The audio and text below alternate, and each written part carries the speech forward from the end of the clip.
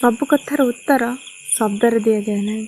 କିଛି ଉତ୍ତର ଆଖିର ଲୁହ ଦିଏ, ଆଉ କିଛି ଉତ୍ତର ନୀରବତା ଦିଏ। ଯେତେବେଳେ ମଣିଷ ବହୁତ ଥର ଭାଙ୍ଗିଯାଏ, ସେ କହିବା ବନ୍ଦ କରିଦିଏ। ଜୀବନରେ ଆମେ ଅନେକ ଲୋକଙ୍କୁ ଭେଟୁ। କିଛି ଲୋକ ଆମ ଜୀବନରେ ଖୁସି ଆଣନ୍ତି, ଆଉ କିଛି ଲୋକ ଆମକୁ ଏମିତି ଶିକ୍ଷା ଦେଇଯାଆନ୍ତି ଯାହାକୁ ଆମେ କେବେ ଭୁଲି ପାରୁନାହୁଁ। ପ୍ରଥମେ ଆମେ ସବୁ କଥା ମନ ଖୋଲି କହିଦେଉ, ନିଜର ଦୁଃଖ, ନିଜର ସ୍ୱପ୍ନ, ନିଜର ଭୟ, ସବୁ କିଛି।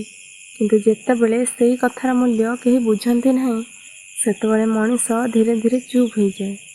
ସେ ଆଉ ଅଭିଯୋଗ କରେନି, କାହାକୁ ଦୋଷ ଦିଏନି, କେବଳ ନିଜ ଭିତରେ ସବୁ କଷ୍ଟକୁ ଲୁଚାଇ ରଖେ। ଅନେକ ଲୋକ ଭାବନ୍ତି ଯେ ଚୁପ୍ ରହୁଥିବା ମଣିଷ ଦୁର୍ବଳ, କିନ୍ତୁ ସତ କଥା ହେଉଛି ସବୁଠାରୁ ଅଧିକ ଯନ୍ତ୍ରଣା ସହିଥିବା ମଣିଷ ହିଁ ସବୁଠାରୁ ଅଧିକ ନୀରବ ହୋଇଯାଏ। କାରଣ ସେ ଜାଣିଥାଏ ପ୍ରତ୍ୟେକ ଲୋକ ତା'ର ଲୁହର ମୂଲ୍ୟ ବୁଝିବେ ନାହିଁ। ସମୟ ସହିତ ସେ ନିଜକୁ ସମ୍ଭାଳିବା ଶିଖିଯାଏ। ସେ ଅନ୍ୟମାନଙ୍କ ପଛରେ ଦୌଡ଼ିବା ବନ୍ଦ କରିଦିଏ। ଯେଉଁମାନେ ତାକୁ ଛାଡ଼ି ଚାଲିଗଲେ, ସେମାନଙ୍କୁ ଆଉ ଅଟକାଇବାକୁ ଚେଷ୍ଟା କରେ ନାହିଁ।